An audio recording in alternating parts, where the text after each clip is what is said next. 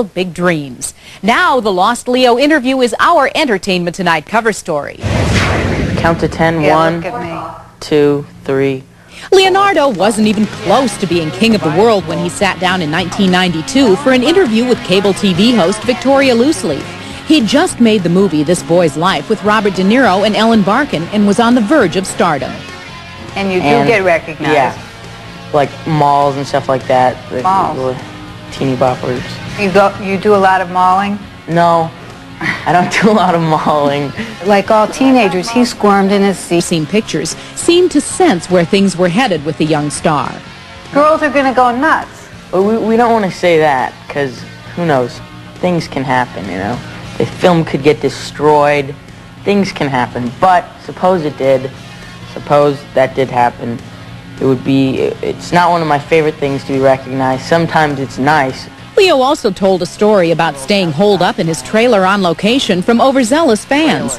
And I wouldn't go out because I'm sort of shy in that. I don't want to go, hi girls, you know, how you doing, stuff like that. So one of the mothers there, she brought this deformed pony, this midget pony-like thing, to crawl out in front of my trailer, and she paraded it around.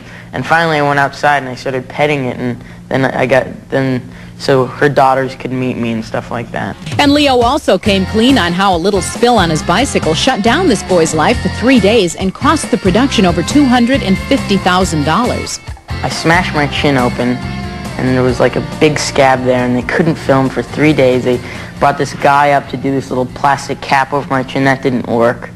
So we were in a bind, and I took this scab after the 3 days, and after the damage of $300,000 had been done to production, took it off, put it in a little plastic bag, wrote the $250,000 scab, and paraded it around the set, and nobody really liked that. And that is hanging on your wall today, Correct. right? Yeah.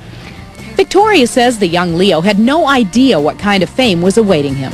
You have lined up the bodyguards you're going to hire and that sort of thing, I'm thinking of a few, yeah. You've picked out the penthouse. There's a really big woman that wants to be my bodyguard. And the Ferrari Testarossa, right? It's going to be parked in your driveway. No. None of that I'm sticking stuff. with my Chevy Blazer. And though Leo couldn't have known what a titanic career he was headed for, the young actor did offer his opinion on overhyped big-budget movies. Like a lot of like these big movies with big stars are just a piece of Garbage. That you, in fact, didn't even want to play in. Right, because, you know, I want to do good stuff, which is what I'm doing, so I'm happy. Leonardo, thanks for coming down to the Loose Leaf Report.